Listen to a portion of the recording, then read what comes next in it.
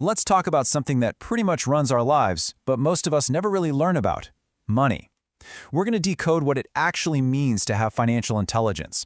And I'm not just talking about saving and spending. We're going deeper into the hidden rules of the whole system.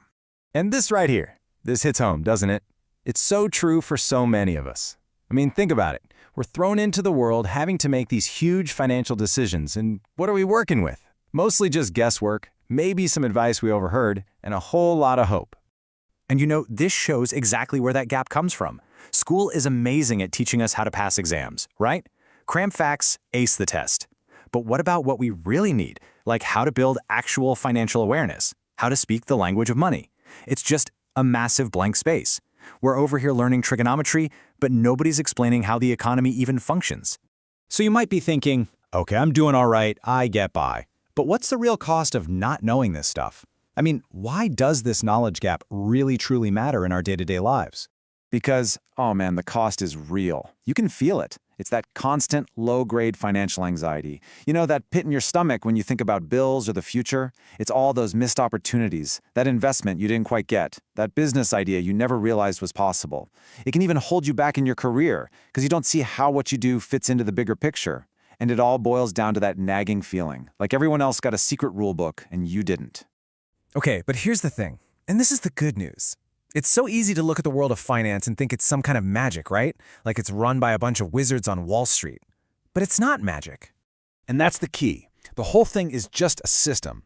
It was built by people with rules and patterns and a logic to it all. It has an architecture. And just like any building, once you get your hands on the blueprint, you can see how it all fits together. It can be learned, it can be understood, it can be decoded.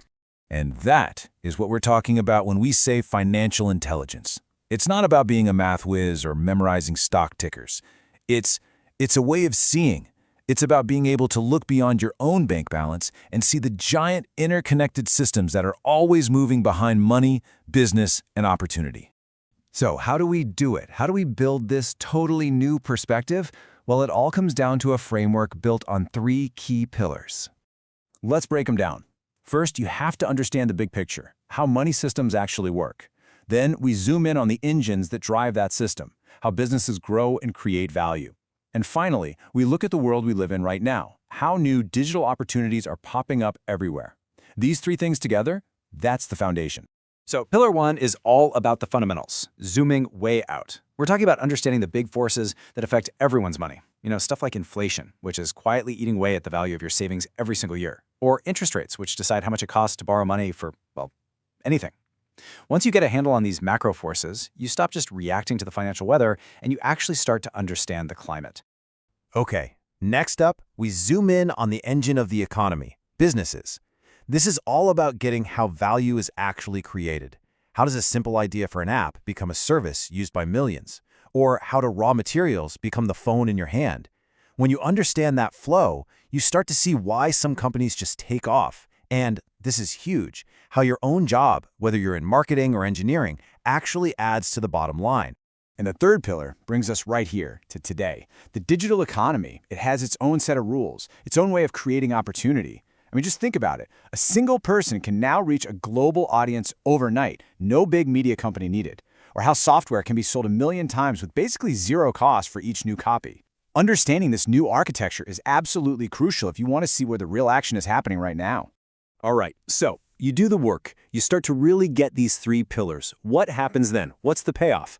Well, it's not just about knowing more stuff. It's about completely unlocking a new way of seeing everything around you.